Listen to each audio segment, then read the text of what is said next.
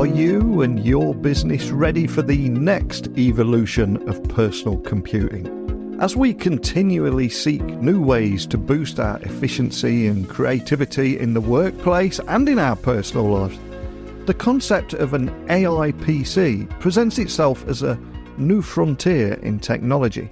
Well, today I'm joined by Louise Quennell from Dell Technologies and Matt Hains from the Intel Corporation. And together, they're going to provide insights on their collaborative efforts to pioneer this technology, focusing on enhancing security, promoting sustainability, and optimizing business performance. Now, this innovative approach isn't just about transforming routine tasks like drafting emails or editing videos, but it also involves tackling complex challenges across multiple sectors. We're going to share some real-world use cases in everything from healthcare to software development today.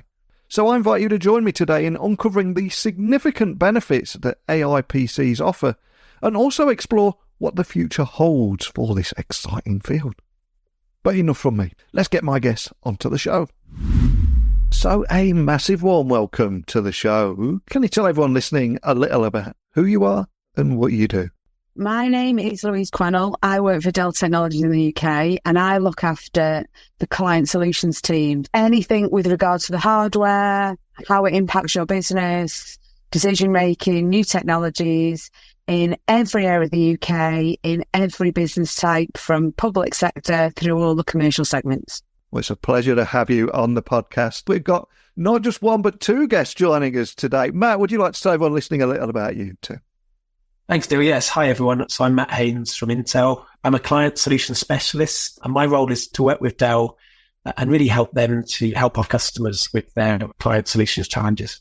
Awesome. Well, there's so much I want to talk with you both about today. I do attend a lot of tech conferences around the world, and one of the trending conversations on the show floors, whether they be in Europe or the US and beyond, of these tech conferences and in the media right now is AI PCs. So just to set the scene for our conversation today, especially for people listening that might not have heard of this yet, what does this new movement towards an AI PC mean in practical terms for both the IT manager and the PC user?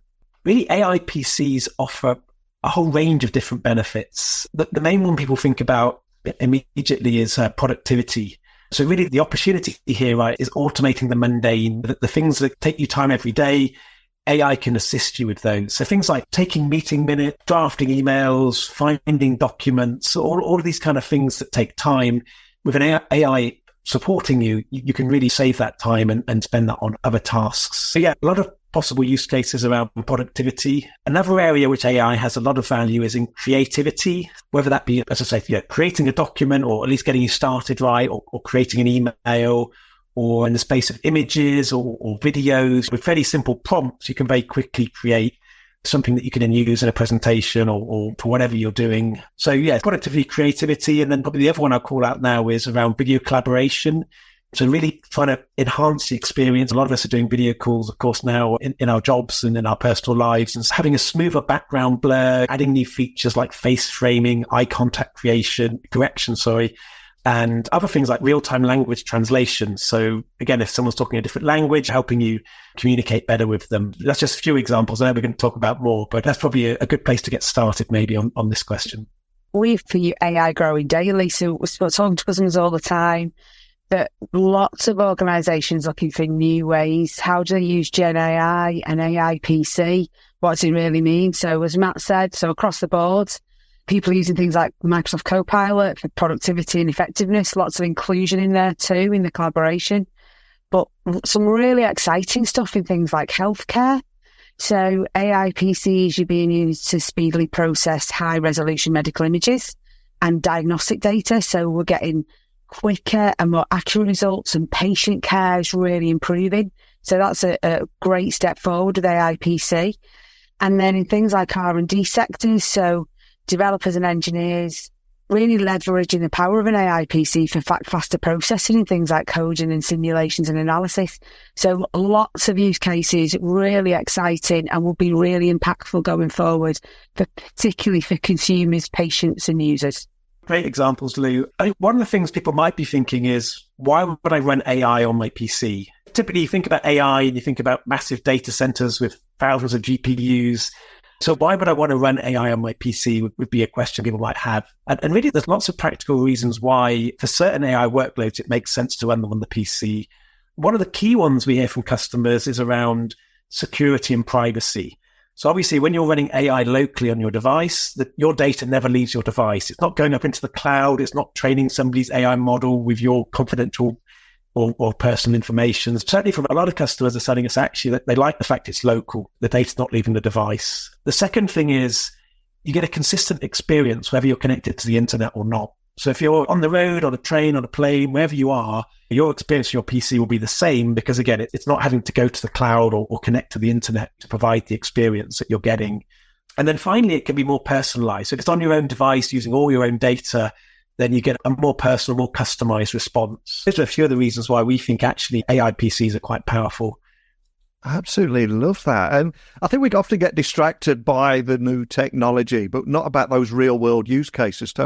To hear those examples there, Lou, of healthcare, patient care, R&D, that really brings it to life. And Matt, can you tell us a little bit more about some of the Intel tech incorporated in bringing these AI PCs that we're talking about to life and helping some of these real-world use cases that we're talking about? When you think about an AI PC, we basically have new hardware that's built into the processor that's specifically designed to process AI workloads.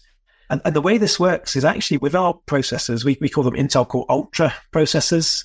We have 3 different parts of the chip that, depending on the type of AI workload, we'll use that to, again, accelerate and to enable the experience. Certain fairly simple AI tasks can be processed by the CPU. Typically, that happens very quickly. For example, background noise removal on a video call, we can do that quite quickly on the CPU. It's not too complicated. There are other types of AI workloads, so that you need a burst of AI performance. So things like a lot of the generative AI, creating an image, creating a document, doing something quite quickly for the user. And so we have AI accelerators built into our integrated GPUs on the chip that give you that kind of burst of AI performance. And then finally, I'm sure many of your listeners here today have heard about the NPU. So the NPU is something new. It stands for Neural Processing Unit. And this is, again, another part of the chip, another piece of silicon, if you like, that's specifically designed for certain types of AI workloads to do them very quickly, but also a very power efficient way. So essentially, you can offload certain kind of ongoing sustained AI workloads onto the NPU, and it will do them very well, but at very low power.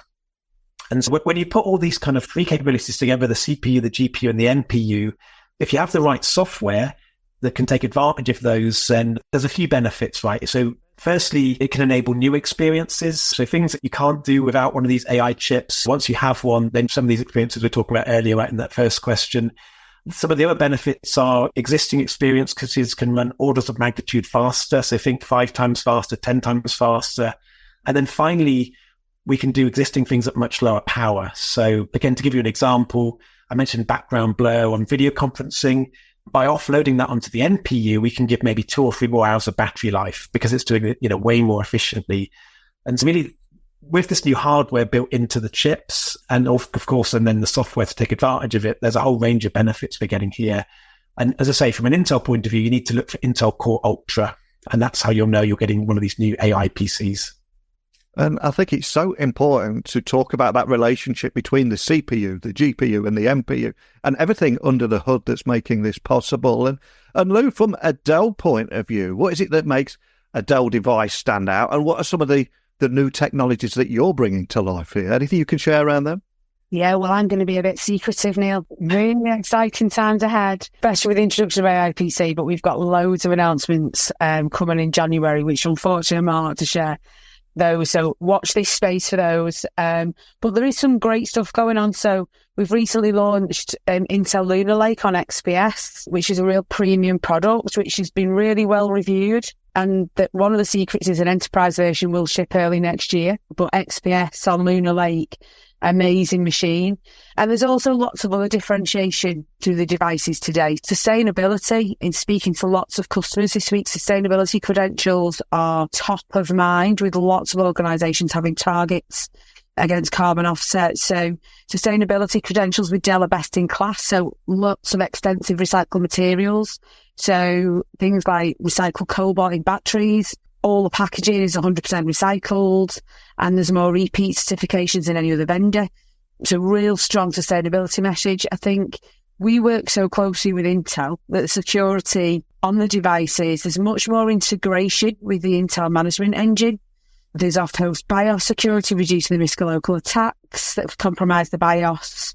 The security shall sign off from factory. So every step of that process, the build, the supply chain, brings security to front of mind. And then we've got some other automation. So things like BIOS extensibility controls via Intune. So this is native with Dell now. So we can automatically update these devices, which is a big Dell differentiator, because in a lot of other places, these are manual updates. So lots of time and efficiency saving or in a lot of cases, overstretched IT teams across the UK. Lots more coming. And there's also lots more coming about user ecosystem. So we absolutely appreciate that a lot of people working from home, lots of people returning to the office. There is a challenge with the ecosystem to make you comfortable, to make you productive. So lots more announcements coming as well, from things like docking to monitors. But as I said, watch this space. Exciting times ahead in January 2025. Oh, wow. You've left us with more than a few teasers there. I think you've just accidentally booked yourself in for another slot in January. We need to find out more about that when you can talk about it.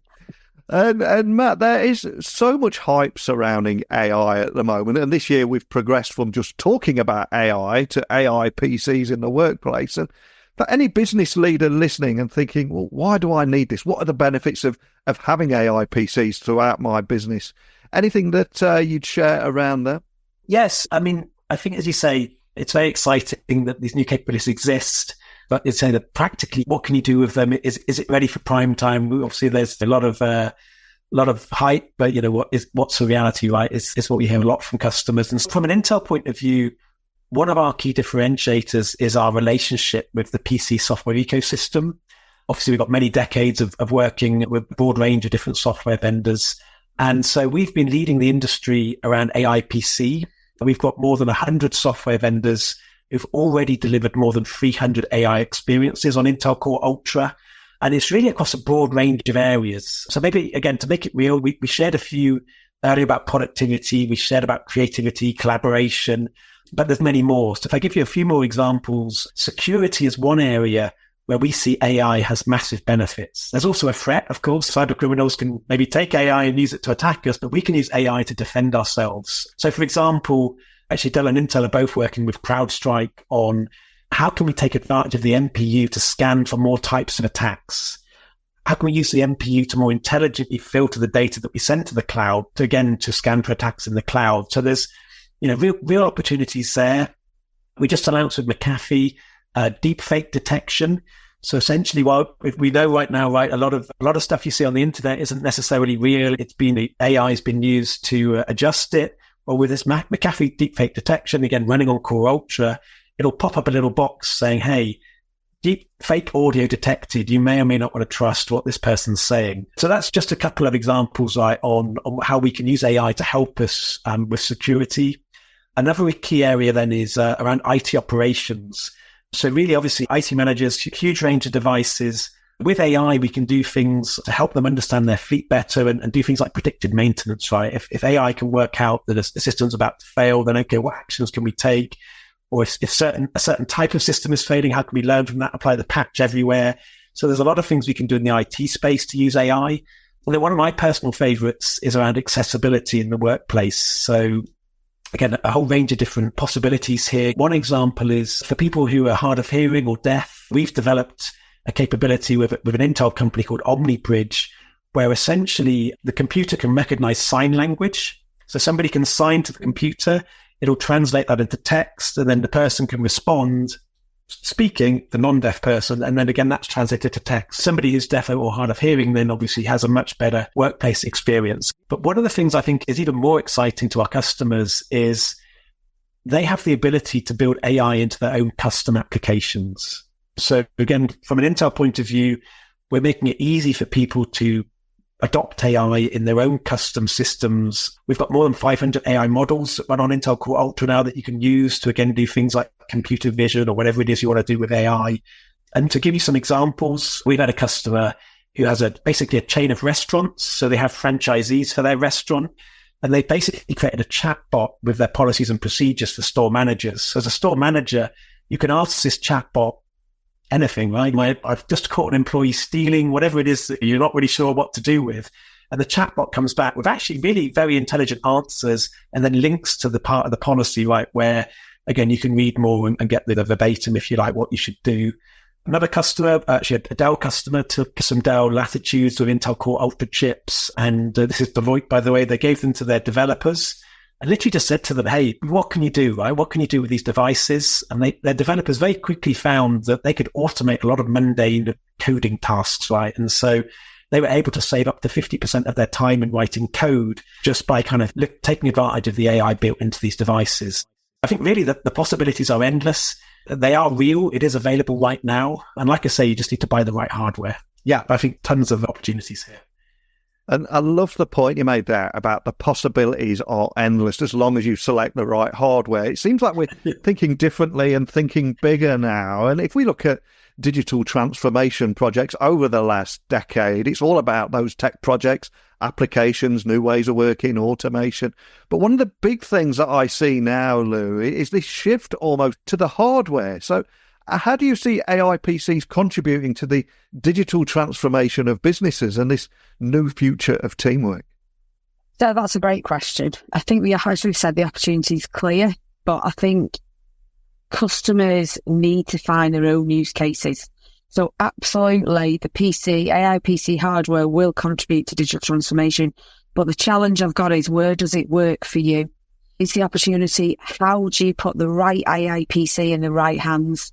So my suggestion and the conversation I've been having with customers is we need to start establishing business personas. So we did it before COVID, where we looked at, are we putting the right device in the right hands? And that's really where we're heading back to. So if you think AI tools with AI PCs are going to streamline business processes, we're going to empower employees to make quicker and more effective decisions. We're going to collaborate more effectively because we've got this hardware which allows us to do it, and the AI tools that allows us to do it. So this really now is, we need to consider where to deploy the technology. Where do you put these AI PCs? So I think for me, absolutely, the contribution looks massive. We are just working the user cases. It's new in many areas.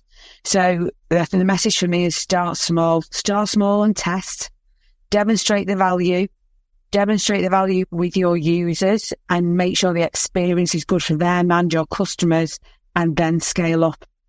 And it's so refreshing to hear you say just that. As a reformed or recovering IT change manager, I've seen all too often what happens when you don't test, when you go tech first rather than problem first. So to hear you talking there about use case first, problem first, business personas, before even thinking about the technology, I'm 100% with you there. And how else do you see AI PCs evolving and improving how people work across an organisation?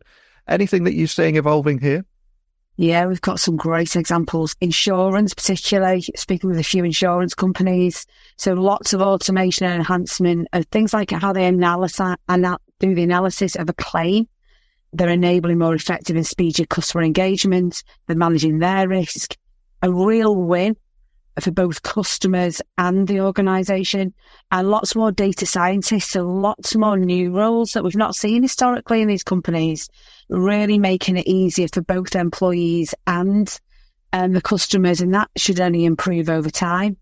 I think the other thing is, we've got a great case study, and it's called the City of Amarillo, and there was a call centre, and the call centre had to take queries in 36 different languages. So imagine, as a user, you're phoning up, you just want a bit of help, but you don't necessarily speak the language. So we built with them a digital assistant that was able to offer real-time direction and answers. So all of those customers that were just looking for help got the answers they needed in a really timely manner in their own language. And that's now being used as a blueprint for lots of other projects. So what we're trying to do is bring together different organisations, different users to share use cases, to see where it's worked so everybody can build a better environment going forward. Today there's just lots of questions relating to AI PC and companies still trying to establish where the devices are going. I think with increased functionality, we're going to be seeing from Microsoft. So if you look at Microsoft Copilot, what you see today from Microsoft is most probably the least features that you're going to see right now, but this is going to grow and this is going to grow rapidly. So if you imagine lots more features and then you imagine even further development of the processor, and then take into account what we've talked about in terms of Amarillo and insurance and the different examples, the opportunity here is absolutely endless. But I think we just need to control it and then scale. So I'll go back to the point of start small and grow, because I think even in the future, the possibility is endless. We could easily start going down some rabbit holes.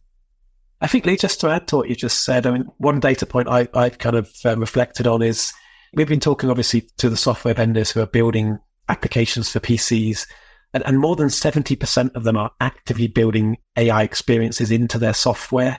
And as you say, you put on top of that the possibility in your own custom software then to build in AI. And really, as I sort of come back to the hardware, right, you need to be investing in hardware now, not just for what's possible today, which is pretty exciting, but also all the things that are coming, like you say. Yeah, 100% with you. And I suspect people listening to our conversation today, there'll be light bulb moments going off around the world as businesses try and understand what their use case is, what problems they want to solve, what business personas do they have in their organisation. They're starting small and then they start to look towards the hardware. And I suspect many business leaders will then ask, why Intel? Why Dell? What would you say to those people listening? And Matt, I'll let you go first on this one. Thanks, Dale. Yes, I think Lou hinted at it earlier, right? But for me, the biggest area is security. So Dell and Intel have been working together for many decades. Our engineering teams are very tightly linked, really thinking about the whole life cycle of the device and how can we make sure that Dell devices with Intel inside are the most secure commercial PCs you can buy. As I say, when we're designing the devices, looking at the current threats, looking at the evolving threats, how can we build in multiple layers of protection against all of those? It comes down to, well, when the device is shipping to customers, Dell have a great solution where customers can verify that the device hasn't been tampered with in transit. And also when the device is in use, right, making sure we've got robust processes to patch. We're proactive. We have actually teams of, we call them white hat hackers. So they're hackers for good, basically, who are constantly trying to find vulnerabilities before the cyber criminals do. And then obviously we can address those and patch them. Like I say, I think security is probably the biggest one. Lou, what would you add? I think there's other areas as well because of this strong co-engineering relationship, which really add value. So for me, we use Optimizer a lot, and we've got things like Express Connects powered by Intel, Connectivity Performance Suite, which is intelligently selecting the best network and prioritizing traffic for conferencing, which we know this collaboration and communication is key. We've got things like Express Signing with Intel and contact sensing technology, which is wake on approach and walk away lock. And I think with Intel Energy Performance Optimizer, Dell Optimizer has been shown to deliver up to 18% improvement in performance per watt. So again, really strong co-engineering value add. And actually, it's interesting because you mentioned the performance per watt and you were talking earlier about Dell's sustainability leadership. And this is another area I would say we're better together. From an Intel point of view, we're also a leader in sustainability, in particular in our sustainable manufacturing. So last year, we used 99% renewable energy in our factories, which I should say, compared to our competition, they're less than 10% if you're looking to compare.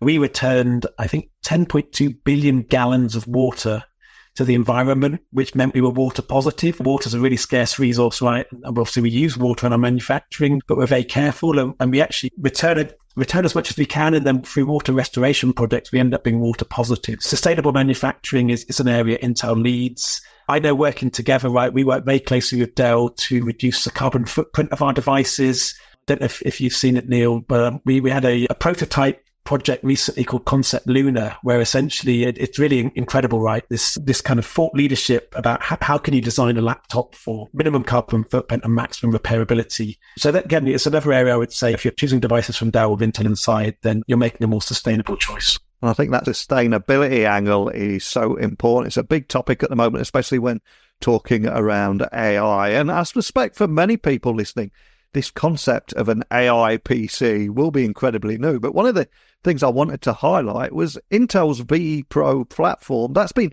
around for quite a while. And I believe, correct me if I'm wrong, but I think it's possible to get Intel Core Ultra processors that support that. Is that right, Matt? Absolutely. And we know, obviously, AI is exciting, but for our customers, security and manageability, stability, these things are really as important, if not more, of course, than some of the cool new things you can do. And so, yes, earlier this year, Dell released a broad range of commercial PCs based on the vPro platform with the Intel Core Ultra processor. Currently, the Latitude and Precision Mobile workstations, you can get Intel Core Ultra and vPro models. At the risk of spoiling Lou's spoilers, early next year, you'll be able to get commercial desktops and also fixed workstations with vPro and, again, Intel Core Ultra. So, yeah, really broadly available across the commercial stack with vPro. And I suspect as well that for many people listening, budget restraints are very real at the moment. Every tech project has got to go through things like what ROI is it bringing back and what business value does it generate. So for decision makers and IT directors listening anywhere in the world who need to submit those business cases for a new Intel vPro fleet, what would you say are the unique selling points that the platform brings? Because this is where these business cases can fall down, and I know it's something you're very passionate about. So what would you say to those people listening? So for me, vPro is our platform built to meet the challenges that business face. So it's our business platform. It's been around, as you say, for a long time, I think 17 years now, believe it or not.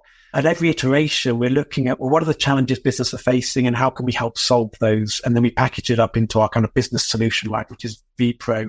One of the things I would say is, historically, I think many people think vPro is only about manageability and the ability to connect below the OS and to do this kind of out-of-band management. But actually, it's much, much more than that. More recently, we've been leading with security as kind of the key value prop, or one of the key value props. Again, we're looking at all the different types of attacks, as I mentioned. And, you know, if you buy a vPro device, you've got more than 24 security protections built in across a range of different layers below the OS, protecting the data, detecting attacks like ransomware, etc. I think if people care about security, and we know they do, then I would choose vPro, right? Because that's our most secure solution. And a lot of it works out the box, by the way. If you get the latest Dell devices, Windows 11, a lot of these protections are out of the box. So security is one, and we've got differentiated capabilities there. Of course, we do have out-of-band remote management, and that is unique to Intel vPro.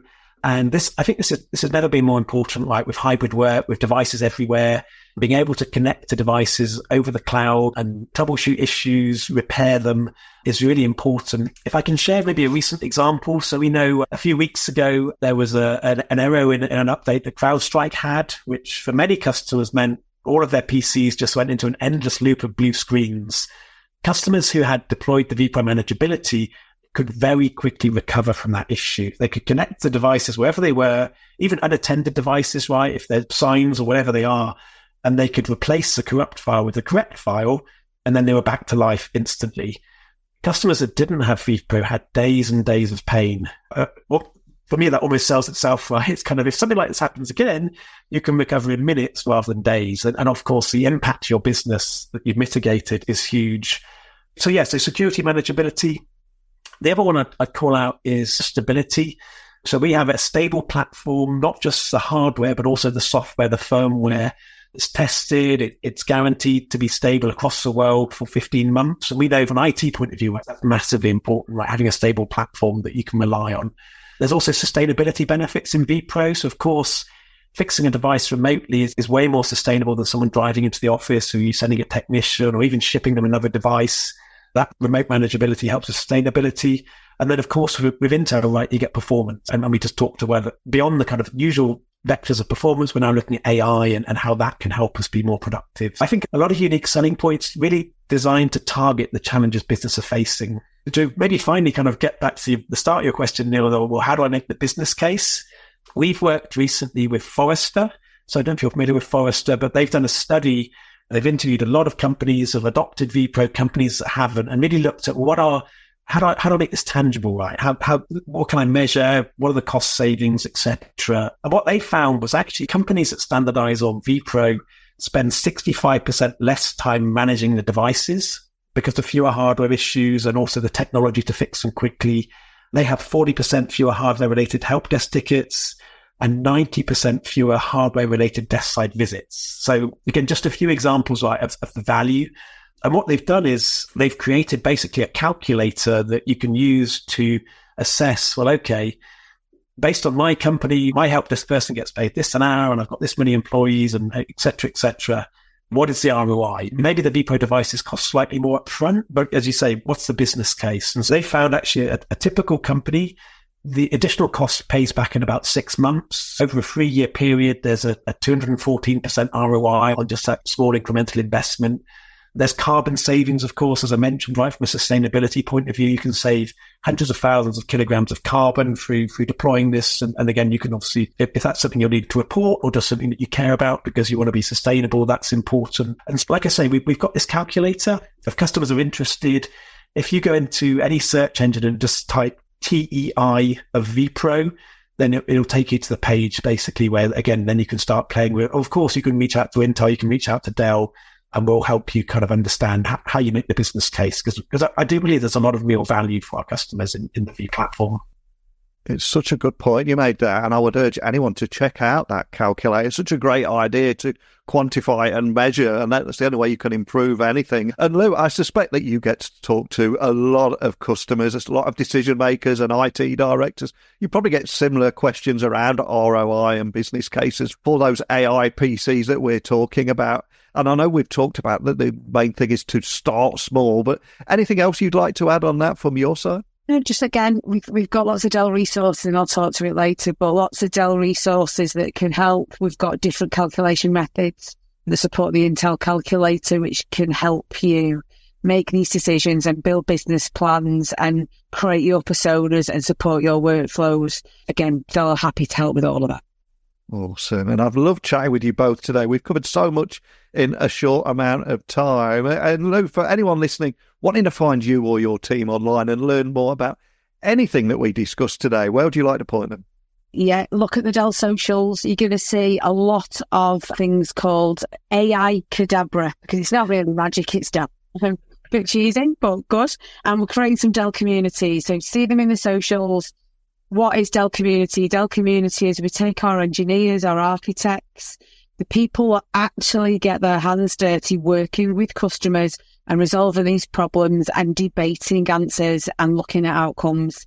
And it's an opportunity right around the country for people to get together in small groups, work with the Dell engineering teams and architects, and also to really learn from each other. We find loads of great conversations peer-to-peer, where different organisations have tried things and they take best practice and they share across the team. So Dell community is going to be the way to go. So look out for us, AI Cadabra, and look out for us on Dell socials. And Matt, for anyone listening, just want to find out more information about anything we talked about from your side. Anything you'd like to share there? I think a couple of really useful resources if people want to learn more. I think on AI PC specifically, if you go to intel.com/AI PC, there's a lot of resources there, in particular around examples, right, of software that's available right now that you can use. So again, if you're using Adobe or if you're using CrowdStrike or whatever, we've got a list of software and also some testimonials, some videos from these software vendors about what's possible. And then my other favorite website, of course, is dell.com/vPro. And again, a lot of resources there that will kind of go into more depth on the vPro value prop and what have you. So yeah. I will add links to everything there so people can find you nice and easily. We covered so much from the relationship between the CPU, the GPU and the NPU. Also, I just love the relationship that you've got together, how you're working together as almost a community to create these AI PCs and solve those real-world problems. And so many big takeaways for people listening. I'd love to hear what they thought of this and how they're going to embrace AI PCs. But more than anything, just a big thank you to you both, Matt and Lou, for bringing this topic to life today and starting this conversation. Thank you. Thanks, Neil. Appreciate the opportunity. So, as we conclude today's discussion with Louise and Matt, I think it's evident that integrating AI into our personal computers is about so much more than just the technology itself. It's about redefining our daily interactions with our digital tools, from boosting productivity and security to enhancing creativity and collaborative efforts. AI PCs promise to transform the digital workspace. But the conversation doesn't end here. Matt and Louise have merely started it today. So over to you. What are your thoughts on the integration of AI in personal computing? What impacts do you see AI PCs having in the future of work? And how do you see AI PCs influencing your professional or daily activities? I'd love for you to share your perspectives and join the dialogue. This is a dialogue, it's not a monologue, so I'm eager to hear how you plan to embrace this cutting-edge technology in your working environments.